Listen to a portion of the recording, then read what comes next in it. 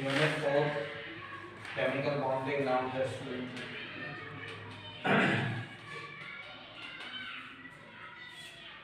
Chemical bonding मतलब chemical bond कुछ होगा, किसको कहते हैं मालूम है? केमिकल बॉन्डिंग क्या है? केमिकल बॉन्डिंग चैप्टर का नाम है, सॉरी। तो इसके अंदर जो है केमिकल बॉन्ड है। केमिकल बॉन्ड क्या है पहले उससे पहले एक चीज बताएंगे।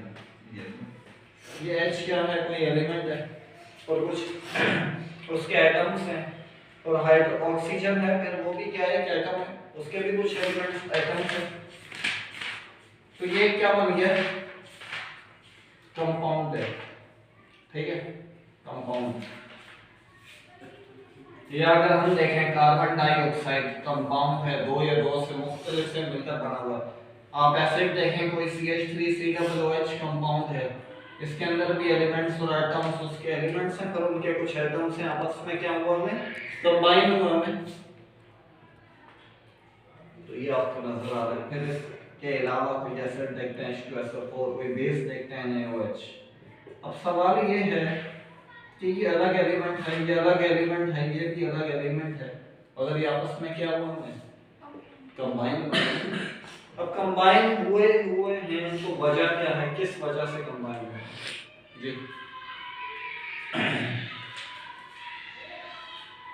क्या वजह है कि कंबाइन हुए?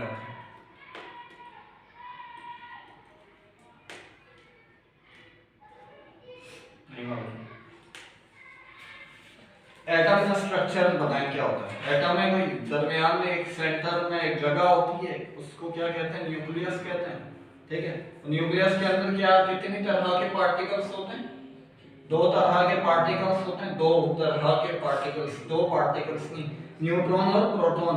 और बाहर जो घूम रहे होते हैं वो कौन होते हैं? इलेक्ट्रॉन्स। प्रोटॉन पे आपको पता है कि क्या चार्ज होता है? पॉजिटिव चार्ज पार्टिकल है। न्यूट्रॉन न्यूट्रल है, इन पे कोई चार्ज नहीं है। और इलेक्ट्रॉन पे क्या चार्ज है? नेगेटिव चार्ज पार्टिकल है, ठीक है।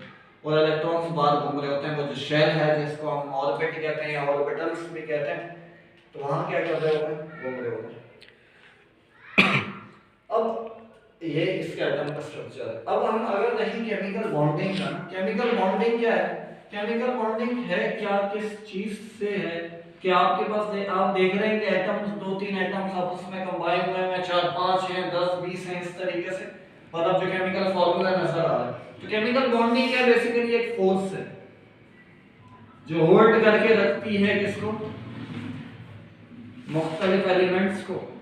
सेम एलिमेंट्स हो सकते हैं, मुख्तलिफ भी एलिमेंट्स हो सकते हैं, उसी को क्या कहते हैं? केमिकल बॉन्ड कहते हैं, ठीक है। केमिकल बॉन्डिंग की जो केमिकल बॉन्ड की कोई भी डेफिनेशन, कुछ डेफिनेशन होगी कि the force hold together of दो क्या था? डिफरेंट और सेम एलिमेंट्स, ठीक है, उसको क्या कहते हैं? केमिकल बॉन्ड कहते हैं।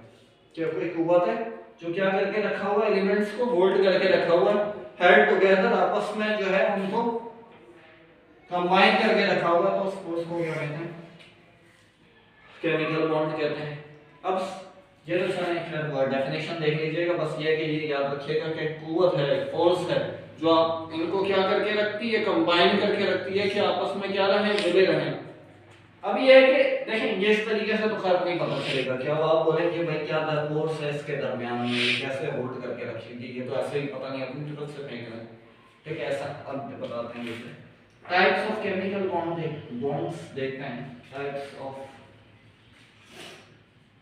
केमिकल बॉन्ड, केमिकल बॉन्ड्स की टाइप देखते हैं। तो पहली टाइप है हमारे पास क्या है? आयनिक बॉन्ड कहते हैं।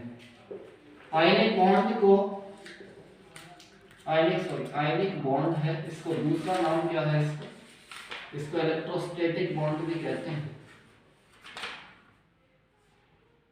इलेक्ट्रोस्टैटिक नहीं, आयनिक बॉन्ड क्या? इसका नाम है आयनिक बॉन्ड कहते हैं इसको, या इलेक्ट्रोवैलेंट बॉन्ड, इलेक्ट्रोवैलेंट बॉन्ड शायद ये कहते हैं, अभी देख के बता देता हूँ। आयनिक बॉन्ड भी कह सकते हैं, इलेक्ट्रोवैलेंट बॉन्ड कहते हैं। सेकंड बॉन्ड है, उसका नाम है कोवैलेंट बॉन्ड, ठीक है। थर्ड टाइप के बॉन्ड है, इसको कहते हैं coordinate covalent bond, coordinate covalent bond, ठीक है। इसका दूसरा नाम है डेटिव बॉन्ड भी कहते हैं इसको। तीन तरह की बॉन्डिंग होती है जो आप बेसिकली सिंपल उसमें पढ़ेंगे। एक क्या है आयनिक बॉन्ड, इसमें इलेक्ट्रोवैलेंट बॉन्ड भी कहते हैं, और दूसरा है कोवलेंट बॉन्ड, तीसरा है कोऑर्डिनेट कोवलेंट बॉन्ड, या इसका दूसरा नाम है डेटिव बॉन्ड भी कहते हैं। अब ये जो हमने बॉन्डिंग पढ़ने में इसको देखा है, इसका देखते हैं फर्स्ट टाइप का बॉन्ड, आयनिक बॉन्ड देखते हैं, आयनिक बॉन्ड या इसका दूसरा नाम इलेक्ट्रोवैलेंट बॉन्ड भी। अब आयनिक बॉन्ड होता क्या है, किस तरीके से होता है, पहले मैं आपको एक चीज बताता हूं। हम सिंपल एक पहले लेते हैं कि कोई एटम लेते हैं जिसका नाम है सोडियम है, मतलब एक एटम ले रहा हूं जिसका नाम क्या है सोडियम है, यहाँ पर कुछ लिखा हुआ है, क्या लिखा हुआ है 11। अब यहाँ पर जो नंबर लिखा जाता है उसको क्या कहते हैं, एटॉमिक मास, क्या कहते हैं असल में इसको,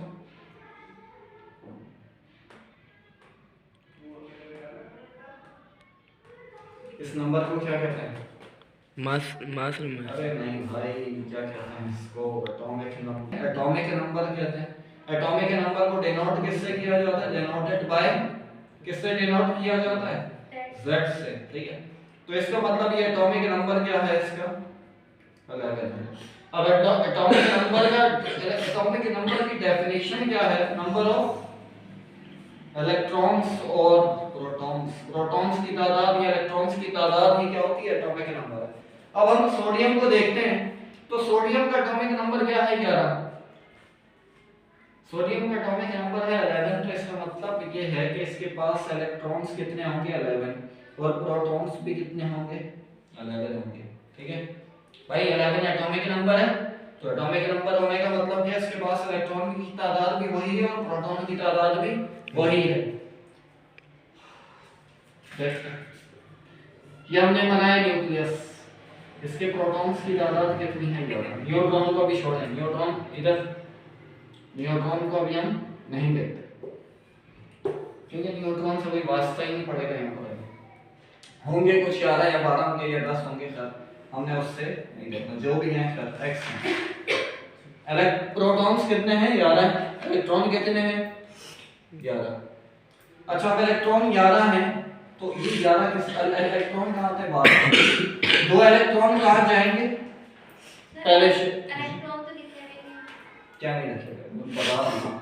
देखें ये आपके पास कोई एटम है ना, तो एटम के अंदर जो प्लेस है, जो जगह है न्यूक्लियस, वहां आते हैं प्रोटॉन और न्यूट्रॉन। इलेक्ट्रॉन कहाँ कर रहे होते हैं, रिवॉल्व कर रहे होते हैं बाहर, किससे, न्यूक्लियस के अराउंड में क्या कर रहे होते हैं, घूम रहे होते हैं। अब देखें ये इस तरीके से है कि ये बेसमेंट है, बेसमेंट के अंदर क्या है, न्यूट्रॉन्स और प्रोटॉन्स है। अब उसके ऊपर क्या होती जा रही है, आप मंजिलें बनाते जा रहे हैं। अब पहली मंजिल पे जगह इतने की है, कितने इलेक्ट्रॉन्स की जगह सिर्फ 2 की है, पहली में कितने की जगह 2 की है, 2 से कम भी आ सकते हैं, 2 से ज्यादा नहीं आ सकते। 2 से कम उस सूरत में आएंगे कि किसी के पास इलेक्ट्रॉन ही कितने हो, एक ही हो, एक इलेक्ट्रॉन हो, 2 होंगे तो ठीक है। अब 2 हो गए, 2 से ज्यादा है, तो इसका मतलब उसको मंजिल क्या करनी पड़ेगी, अगली मंजिल बनानी पड़ेगी। पहला शेल फुलफिल हो गया, पहले शेल को क्या कहते हैं, के शेल कहते हैं। के क्या है, फर्स्ट शेल है या फर्स्ट ऑर्बिट भी है, इसको फर्स्ट ऑर्बिट भी कहते हैं, ऑर्बिट ही ऑर्बिटल। पहला शेल कितने इलेक्ट्रॉन्स हो गए, 2। सेकंड में आते हैं, इसके पास टोटल इलेक्ट्रॉन्स की तादाद कितनी है, 11 है, 11 है ना, 11 है, तो क्या करना है हमें, 11 फुलफिल करना है। पहले में चलेगा 2, फिर दूसरे शेल में आए, दूसरे शेल का नाम है एल्केन, सेकंड शेल है ये। दूसरे शेल में जगह कितने की है, 8 की जगह होती है। इसमें जगह जो है इलेक्ट्रॉन्स की कितनी है, 8 की है। इसमें कितने इलेक्ट्रॉन्स की जगह होती है, 2 की। अब हमने इसमें 8 भेज दिए, पेयर की फॉर्म में चले गए, 2 का पेयर। कितने हो गए इलेक्ट्रॉन्स टोटल, 10 हो गए। अभी भी फुलफिल नहीं हुआ कि इलेक्ट्रॉन अभी बचे। अब दूसरा शेल के अंदर, जब दूसरी मंजिल के अंदर आप जाते हैं, तो वहां पर जगह कितने की है, वो कैपेसिटी कितने की, 8 की है। 8 से कम हो तो चलेंगे, 8 से ज्यादा होंगे तो फिर आपने क्या करना है, कोई मंजिल बनानी है। अब यहाँ से हम जाते हैं तीसरे शेल की तरफ। अब इस शेल का नाम शेल है और एम जो है थर्ड शेल होता है और थर्ड शेल के अंदर जगह कितने की होती है तुम्हारे 18 की जगह है। अच्छा 18 की जगह अब हमारे पास मतलब था कितना एक ही, तीसरी मंजिल पे था कितना ही एक ही इलेक्ट्रॉन।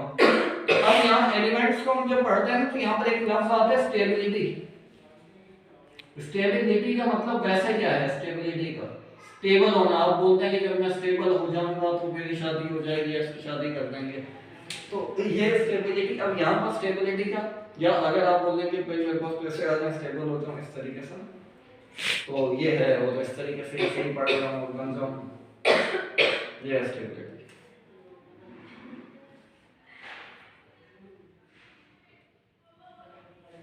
ठीक है हाँ यार अच्छा स्टेबल देखें कभी भी कोई आपके पास शेल होना है इसका हमने अभी पीछे दूसरा और तीसरा चैप्टर में किया वो उसमें चीज वो थोड़ा थियोरेटिकल है इसमें आते हैं फिर तो क्या कहते हैं हाँ अब जैसे इलेक्ट्रॉन है ना कोई एटम है या किसी एलिमेंट का एटम है इधर किसी एटम एलिमेंट का एटम है वो स्टेबल उस वक्त होता है जब उसके पास इलेक्ट्रॉन्स क्या होते हैं फुलफिल होते हैं। आखिरी जो शेल है उसका जो आखिरी वाला शेल है पहला शेल है तो उसके पास दो ही इलेक्ट्रॉन है तो ठीक है फुलफिल हो गया। अगर उसके पास दो ही इलेक्ट्रॉन है तो एक ही शेल बनेगा फुलफिल हो गया सही स्टेबल है।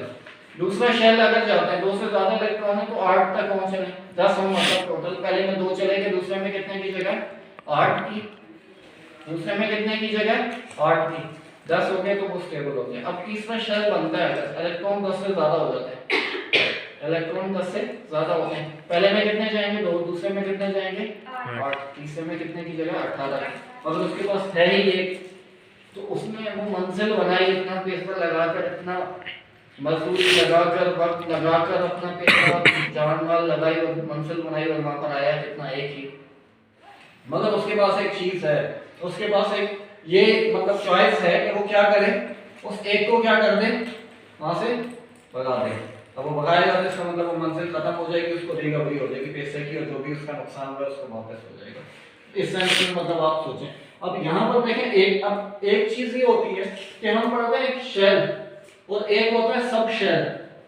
अब सब शेल को इस तरीके से समझें कि आपके पास जैसे फ्लोर की बात कर रहा हूँ ना मैं फर्स्ट फ्लोर है के फ्लोर है और के फ्लोर के अंदर हम जो रूम्स हैं वो क्या हैं तो सब शेल है। अब के शेल के अंदर रूम ही एक है और उस रूम का उस सब शेल का नाम क्या है एस सब शेल है और एस के अंदर जगह कितने की होती है 2 की ही होती है। इलेक्ट्रॉन्स कितने की जगह होती है 2 इलेक्ट्रॉन्स की जगह होती है। ये याद कर लीजिए याद क्या समझना है याद भी हो जाएगा। पहला फ्लोर है पहला शेल है पहले शेल के अंदर कमरा एक ही है मतलब वो पूरा एक ही कमरा है उसका नाम क्या है एस सब शेल है और उसके अंदर इलेक्ट्रॉन्स की तादाद कितनी है 2 है। फिर हम आते हैं दूसरे शेल में। अब दूसरे शेल के अंदर कितने रूम्स हैं कितने सब शेल हैं 2 हैं एक है एस और एक क्या है पी। एस में कितने की जगह है 2 इलेक्ट्रॉन्स की और पी में कितने की जगह होगी दूसरे में आएंगे कितने 8 होंगे।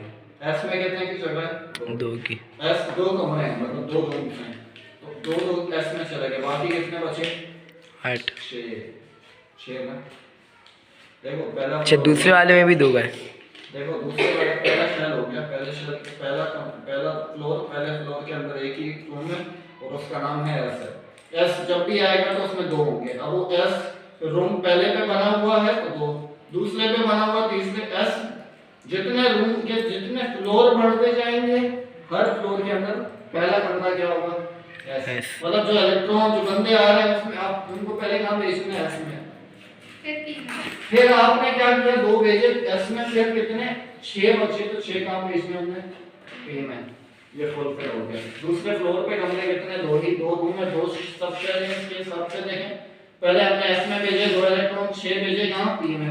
अब तीसरे पे आते हैं तो तीसरे में सब शेल्स की तादाद कितनी है 3 है एस पी डी। एस में जगह कितने की है 2 की पी में कितने की जगह है 6 की और डी में कितने की जगह तीसरे में क्या बताया था आपने तीसरे में इलेक्ट्रॉन्स की तादाद कितनी है 18 इसमें कितने 2 इसमें कितने 6 तो यहाँ कितने होने चाहिए 6 नहीं बल्कि सही है सॉरी इसमें कितने होने चाहिए 10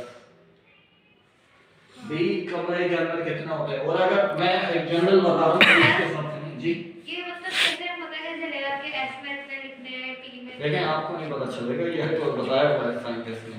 उन्होंने कहा कि पहले शेल है, पहले शेल के अंदर सब शेल, देखें अब आप क्लासिफाई कर रहे हैं ना उसको, तो डिवाइड कर रहे हैं उस चीज को, उसको क्लासिफाई करेंगे तो क्या होगा, आसान हो जाएगा उसको पढ़ना। जैसे हम बायोलॉजी पढ़ते हैं, बायोलॉजी के अंदर क्लासेस बना लेते हैं, फलाना फौना फ्लोरा और ये और वो जो किंगडम बना लेते हैं, इसके अंदर एनिमलिया के अंदर हम सब आप आ जाएंगे, और फिर दूसरा प्लांट्स के अंदर वो आ जाएंगे, और इस तरीके से फंजाई और ये वो जो भी है।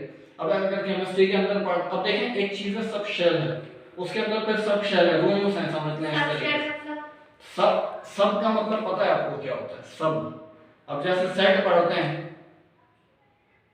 या इसको छोड़े, मैथमेटिक्स में सब बताया था आपको मैंने कुछ, ये इस तरीके से देखेंगे। जैसे आप मैरीन है, मैरीन को क्या कहते हैं, समंदर, सबमरीन क्या होती है, बड़ा सब सबमरीन क्या होती है, सबमरीन तो समंदर के अंदर नहीं होती, आप दोस्त जो इसको कहते हैं। सबमरीन का मतलब क्या, समंदर के अंदर। इंस्पेक्टर, सब इंस्पेक्टर क्या होता है, जो इंस्पेक्टर के अंडर काम कर रहा हो, जो उससे छोटा हो। इसी तरीके से यहाँ जो सब का लफ्ज है, तो वो सब का मतलब ये कि जैसे ये फ्लोर है, ये सेकंड शेल है, इसमें क्या है, दो रूम्स हैं, दो सब शेल है, एक पहला है एस, दूसरा है पी। पहले दो आएंगे, 8 है अगर कन्फर्स या ज्यादा है तो पहले दो जाएंगे किसमें, एस में। एस फुलफिल हुआ, इसको लॉक लगेगा, फिर कहाँ भेजेंगे, 6 पी में। फिर तीसरे शेल पे जाते हैं, अगर इलेक्ट्रॉन्स लो और ज्यादा हुए तीसरा बनाएंगे, तीसरे में 3 कमरे, पहले क्या जाएंगे, 2 एस में जाएंगे, फिर पी में जाएंगे, फिर डी में कितने जाएंगे, 10। फिर चौथा शेल बनाते हैं, तो चौथे में क्या होगा, S P D F. S में कितने गए, 2, पी में कितने, 6, डी में 10 और एफ में कितने होंगे, 14 होंगे। इस हिसाब से भेजते जाते हैं, इलेक्ट्रॉन्स क्या हो, ज्यादा हो, मतलब इस तरीके से। तो बताने का देखें ये मकसद क्या है। अच्छा अब यहाँ पर देखें एक चीज है कि ये जो ये है ना, इसका ये है ऑक्टेट। ऑक्टेट का मतलब है 8, इसको 18 कहते हैं, सही। तो वो पूरा करना है आपने, इलेक्ट्रॉन्स उसमें पूरे हों तो वो स्टेबल हो जाता है, 8 भी पूरे हो जाए। वैसे तो 18 हैं, मगर 8 भी सर हम जो एस शेल में सिर्फ 2 ही भेज सकते हैं, 2 से ज्यादा नहीं भेज सकते। नहीं, उसमें बैलेंसी, उसमें जो वैकेंसी है वो 2 की है, 2 का एक जगह है, 2 की कैपेसिटी है। तो और अगर हम जैसे पी शेल में 6 की जगह 3 भेज दें, ठीक है, भेज सकते हैं, या 6 लेकिन ही बात भेज समझिएगा। दें। देखिए अब मैं आपको ओके, जैसे मैं कहता हूँ कि 8 इलेक्ट्रॉन है, कोई एटम है उसके 8 इलेक्ट्रॉन है। पहले में कितने गए, पहले शेल में आते हैं, के शेल में, के शेल के अंदर एक ही रूम, एस में कितने गए, 2, बाकी कितने बचे, 6। फिर हम जाते हैं एल शेल पे, एल शेल में कितने रूम हैं, एस और पी। एस में कितने जाएंगे, 2, कितने हो गए, 4 हो गए, बाकी कितने बचे, 4, तो वो पी में जाएंगे। क्या मतलब, आपने फुलफिल करना है ना। तो फिर के शेल में हम 6, एल शेल में हम 6 भी तो लिख सकते थे डायरेक्ट सारे। वो तो लिख सकते हैं, ठीक है। हाँ। मैं उसका बता रहा हूँ कि अब जब ये आप इलेक्ट्रॉनिक कॉन्फ़िगरेशन पढ़ेंगे, इलेक्ट्रॉनिक कॉन्फ़िगरेशन क्या होती है, इलेक्ट्रॉनिक कॉन्फ़िगरेशन ये होती है कि शेल्स के जो सब शेल हैं उसके अंदर इलेक्ट्रॉन्स भेजने का जो तरीका है उसको कहते हैं इलेक्ट्रॉनिक कॉन्फ़िगरेशन। कि आपने इस तरीके से एक सीक्वेंस से लिख दिया, मतलब जैसे मैंने बोला कि 8 है, ये 8 ऑक्सीजन का एटॉमिक नंबर है, इसकी इलेक्ट्रॉनिक कॉन्फ़िगरेशन क्या होगी, 1s2 2s2 2p 2p और ये हो गया। ये इलेक्ट्रॉनिक कॉन्फ़िगरेशन लिखने का तरीका है जिसके अंदर आप दिखाते हैं कि इलेक्ट्रॉन्स कैसे शेल्स और सब शेल्स के अंदर। अब ये जो शुरू का नंबर है ये डिनोट करता है किसको, ये जो शुरू का नंबर है 2 हो गया 2 हो गया, ये बताता है शेल का, और ये जो s बताता है ये क्या है, सब शेल, और ये जो 4 5 और ये 2 लिखा हुआ है ऊपर ये बताता है इलेक्ट्रॉन्स का। ठीक है, ये आएगा इसका आएगा। अभी आप पहली मर्तबा पढ़ रहे हैं तो ये बड़े सब मतलब अभी बहुत है डिटेल क्या सिंपल है, मगर पहली मर्तबा पढ़ रहे हैं तो ऐसा है। और सिंपल अभी देखें कि क्या है, पहले में कितने इलेक्ट्रॉन के 2, दूसरे में कितने 8। सर एक और एग्जांपल दे दे समझाने। किस चीज से, मतलब ये इसकी जी या चलो मतलब मैं एक और एग्जांपल दे रहा हूँ। ये क्या हो गया, सोडियम हो गया। सोडियम के एटम में हमने इलेक्ट्रॉन ज्यादा फुल फिल कर दिए, उसके अंदर क्या कर दिए, फिल कर दिए। पहले में कितने गए, 2, दूसरे में 8 गए, तीसरे में कितने बचे ही 1 है, तीसरे में 1 गया। अब देखें वो बेकार होगा ना भाई, अब उसने काम इतना किया और इतनी चीज बनाई और उसको मिला क्या, एक ही। तो उससे बेहतर वो उसको भी बता दे। मतलब आपने देखें आप फ्लोर बना रहे हैं, आपको मालिक मकान है, पहले में 2 को भेज दिया, सही है। दूसरे में गया, दूसरा फ्लोर में 8 आ गए, सही है। तीसरा फ्लोर बनाया आपने और तीसरे में जगह कितने की, 18 की है, या 8 करते हैं, 8 भी सही चलेंगे। 18 की जगह है, आए कितने, एक ही। और उसके लिए बिजली भी, पानी भी, किराया भी, और आप बड़े फिर किस्म का आपने, तो फिर आप लेंगे निकलो भाई, भाई आप किराया बढ़ाओ या निकलो, फिर आप उसको क्या करेंगे, निकालेंगे। अब निकालेंगे तो स्टेबल हो जाएंगे, आप बोलेंगे ठीक है, सही है। तो फिर वो जो एक इलेक्ट्रॉन लगा वो कहाँ जाएगा? अब वो अब बता आ रहा है, ये हो गया सोडियम। अब मैं एग्जांपल दे रहा हूँ, असल में वही क्लोरीन पे आते हैं। क्लोरीन का एटॉमिक नंबर है 17, एटॉमिक नंबर 17 है, इसका मतलब प्रोटॉन्स कितने हैं, 17, और इलेक्ट्रॉन्स भी कितने हैं, 17। इसको भी बनाते हैं। अब देखिए पहले मैंने इसको बनाया, इसका बनाया क्या, न्यूक्लियस बनाया, न्यूक्लियस में प्रोटॉन कितने, 17, मतलब यूं फैले हुए प्रोटॉन्स, पॉजिटिव चार्ज पार्टिकल्स। अब क्या करते हैं, फुलफिल करते हैं। पहले में आएंगे कितने, 2।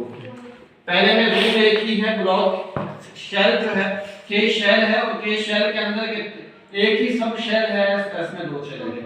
फिर दूसरा शेल है एल, ठीक है, दूसरा शेल क्या, 8 आएंगे जी, एल है, और एल में कितने हैं, एस और पी। एस में कितने जाएंगे, 2, पी में कितने जाएंगे, 6, एल में कितने गया, 8 इलेक्ट्रॉन्स। इसमें कितने, क्लोरीन क्लोरीन में कितने इलेक्ट्रॉन्स हैं, 17। कितने हो गए, 2 नहीं, 2 ना, 8, 10 हो गए।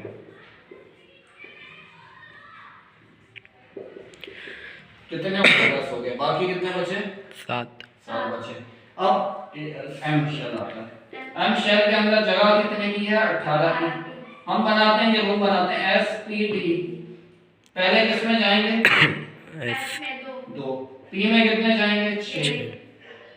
कितने हो गए, 2, 8, 2, 10 और 6, 16। तो एक रहता है ना, और डी में कितने आएगा, एक ही। 18 है ना, 10 जाएंगे, गलत हो गया, सॉरी, 18 कहां से, 18 वो लिखा हुआ तो है आपने, 5 जाएंगे, सॉरी 5 जाएंगे। क्यों 5 6 7 इलेक्ट्रॉन 17 है ना, 17 भरना है ना हमने, 18 तो उसकी वैकेंसी है। 18 मैंने ये लिखा है कि इसमें इतने की जगह है, आपने तो 17 भेजने हैं ना।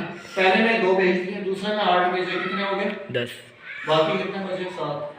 तो इसमें 7 चाहिए ना, 2 पी में, 2 एस में भेजे, 3 5 पी में भेजे। अब मैं इसको इस तरीके से करता हूं, देखेंगे है तो इसके अंदर कितने हैं, अभी कितने हैं, 7 8 गए ना, 7 गए, सॉरी। अब 7 जो गए हैं, 2 किसमें है, 2 पेयर, 2 पेयर, फिर एक और पेयर 2 का, एक क्या है, सिंगल है, एक सिंगल है ना ये पेयर में, ये कितने हो गए, 2 2 4 2 6 और 1 7 ही है ना। तो वो जो सिंगल होगा उसको भी रख दिया, अब देखें, बताते हैं। अब इसको कितने चाहिए स्टेबल होने के लिए, 1। अब देखें होगा क्या, इस तरीके से होगा कि क्या होगा,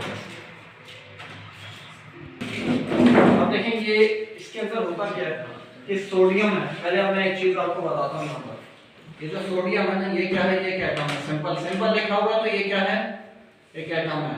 अगर इस पे कोई चार्ज आ जाता है तो ये, अब चार्ज आने के बाद, सोडियम में कोई भी एटम है, उसके ऊपर चार्ज आने के बाद वो बन जाता है आयन, एटम ही है, मतलब चार्ज आ गया।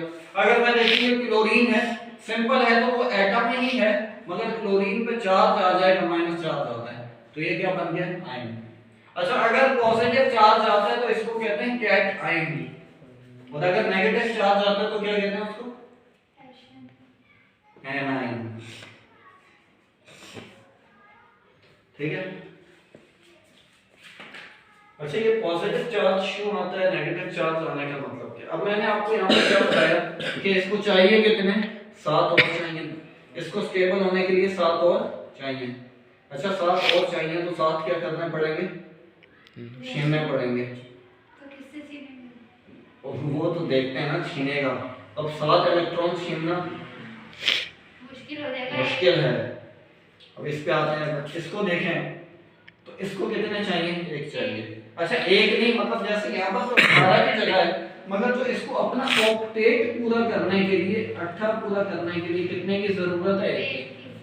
अब ये से डील करेगा, ये एक अपना भेजना चाहता है ताकि ये भी स्टेबल हो जाए, और एक किसको मिल जाए तो ये भी क्या होगा? स्टेबल होगा। ये पहले क्या था? सोडियम था, इसने एक इलेक्ट्रॉन लूज किया, जितने इलेक्ट्रॉन लूज करेगा तो एटम उस पे इतने ही पॉजिटिव चार्ज आएंगे। अगर कोई एक लूज करता है तो 1 पॉजिटिव आएगा, 2 लूज करता है तो 2 पॉजिटिव आएंगे। इस पे क्या चार्ज आ गया? पॉजिटिव। कब आ गया? After the loss of electron या डोनेट ऑफ इलेक्ट्रॉन। डोनेट किया इसने, इलेक्ट्रॉन डोनेट किया, ठीक है। इलेक्ट्रॉन डोनेट करने के बाद क्या बना? सोडियम पॉजिटिव आया। अब इस पे आते हैं, वो जो इलेक्ट्रॉन यहां से निकला वो कहां जाएगा? इसको मिलेगा, इसका सिंगल को क्या करेगा? डबल। सिंगल को क्या करेगा? डबल करेगा। अब डबल करेगा तो क्लोरीन, पहले क्लोरीन था, फिर क्या बन गया? माइनस। जब इसने एक इलेक्ट्रॉन गेन किया तो इस पे क्या है? माइनस। ये भी आयन बन गया। अब आप फिजिक्स में आते हैं तो फिजिक्स कहती है कि भाई जब चार्ज आ जाए, एक चार्ज अपोजिट, दो अपोजिट चार्ज पार्टिकल आपस में एक दूसरे को क्या करते हैं? दो अपोजिट चार्ज पार्टिकल क्या करते हैं आपस में? अपोजिट भाई, अपोजिट प्लस और माइनस, उनके दरमियान क्या होगी? अट्रैक्शन होगी, फोर्स ऑफ अट्रैक्शन होगी, ठीक है। मतलब न्यूटन्स लॉ ऑफ ग्रेविटेशन पढ़ेंगे अभी आप सेकंड हो गया फिजिक्स को, 9th क्लास फिजिक्स के अंदर। वो कहता है न्यूटन की हर प्रॉपर्टी से एक दूसरे को अट्रैक्ट करती है। फिर आप फिजिक्स के अंदर पढ़ेंगे कूलम्स लॉ।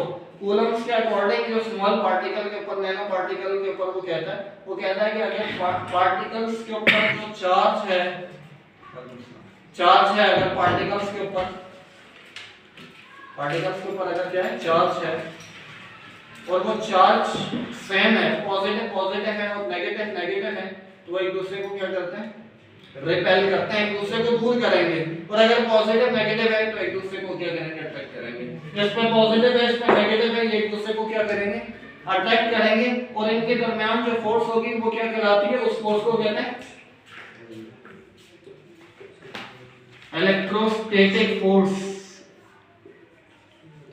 ऑफ अट्रैक्शन, ठीक है। और उसी इलेक्ट्रोस्टैटिक फोर्स ऑफ अट्रैक्शन को क्या कहते हैं? आयनिक बॉन्ड कहते हैं। मतलब एक ने, अब सिंपल खुलासा ये है, मौलाना क्या है इसका? ये है कि एक ने इलेक्ट्रॉन लूज किया, एक ने इलेक्ट्रॉन क्या किया? इधर एक ने इलेक्ट्रॉन लूज किया, एक ने इलेक्ट्रॉन क्या किया? गेन किया। जिसने लूज किया, एक इलेक्ट्रॉन लूज किया तो एक पॉजिटिव चार्ज, जिसने एक गेन किया उस पे एक नेगेटिव चार्ज।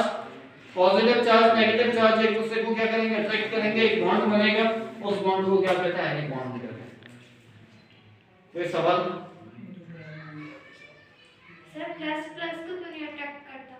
प्लस को ये तो एक सिंपल उन्होंने एक ऑब्जर्वेशन बताई है ना, प्लस को क्यों नहीं करता है, माइनस, ये तो ऑब्जर्वेशन है, इसका रीजन नहीं पता ना, मुझे नहीं पता, फिलहाल तो बाद में देख पता प्लस को क्यों नहीं करता।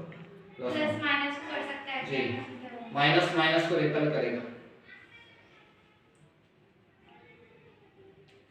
सवाल? सर इसके कोई एग्जांपल दे दो। किसकी?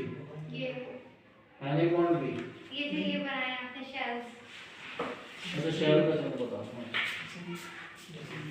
नंबर बताओ पर कोई।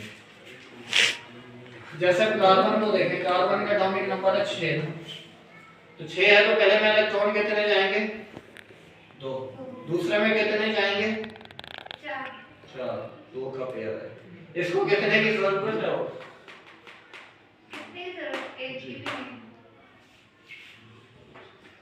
पहले में कितने के? 2। दूसरे में कितने की जगह है? 8 की जगह होती है। यहाँ पर है कितने? 4। तो जगह कितने की है?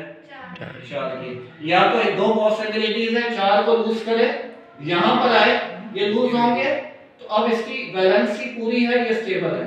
या तो ये करे कि 4 को गेन कर ले, 4 को लूज करना बड़ा मुश्किल है, 4 को गेन करना वो भी मुश्किल है। तो यहाँ पर ये क्या करता है? ये दूसरे बॉन्डिंग में पढ़ेंगे हम, जो दूसरी बॉन्डिंग है ना कोवलेंट, उसमें देखेंगे कि यहाँ पर क्या होता है। अब जैसे अगर मेरे पास मैग्नीशियम देखते हैं ना, मैग्नीशियम ये सोडियम के बाद आता है 12 नंबर उसका एटॉमिक नंबर। अब मैग्नीशियम का एटॉमिक नंबर 12 है, पहले में कितने जाएंगे 2, दूसरे में कितने जाएंगे, तीसरे में कितने जाएंगे 2, जगह कितने की है 8 की, 18 की है। वैसे अभी हम ऑक्टेट वाली बात कर रहे हैं, सब शेल वाली बात कर रहे हैं। एसपी पूरा हो जाए कितने की जगह हो रहा है 6 की। आप देखिए ऑक्टेट वाली बात कर रहे होते हैं अभी हम उस पे ही, मतलब जैसे 18 है वैसे तो 18 की जगह तीसरे में। अगर हम ये देखते हैं कि एसपी फुल हो जाए उसका, अब एस और एस तो फुल हो गया, पी नहीं फुल हुआ, मतलब 8 ऑक्टेट पूरा नहीं हुआ मतलब उसको 8 की जरूरत जी।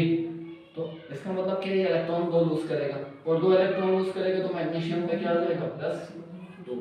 फिर इसके साथ जो होगा वो गेन करेगा, उसमें -2 दोनों एक दूसरे को अटैक करेंगे, मैग्नीशियम कुछ बन जाएगा। ठीक है।